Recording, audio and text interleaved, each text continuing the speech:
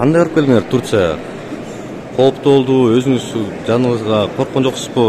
Албетте кооптуу жерлер болду. Бирок ошого карабастан баягы биз жардам бергени баргандан кийин Түрк элине, Түрк Ордош элине жардам бергени баргандан кийин болгон күчүбүздү, болгон тажрыйбаларыбызды ошол урандылардын алдында жаткан элди максималдуу түрдө тирүү сактап калганга аракетибизди жасабыз. Ошол менен биргеликте баягы ар бир урандыны тегеректеп турган тууган туушкандарга жансыз денесин чыгарып бергенге болгон мүмкүнчүлүгүбүздү салып, албетте оор болду.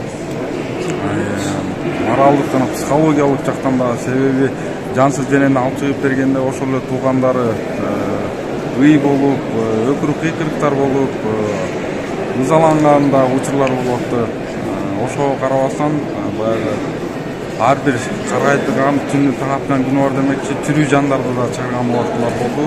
Ал да бизден ойлойм чоң жетишкендик. Бул да болсо биздин куткаруучулардын тажрыйбасынын жогорку деңгээлдегин тастыктаган иш-чаралардын бири болуп эсептелет деп ойлойм.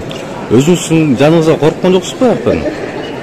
Өзүмдө эми өмүрүбүзгө коркуу сезим деле болгон жок, себеби бизде эми биринчи бул чалгындоо иш-чараларын жүргүзүп, чалгындоонун натыйжасында анан тиешелүү куткаруу иш-чараларын аткарып аттык.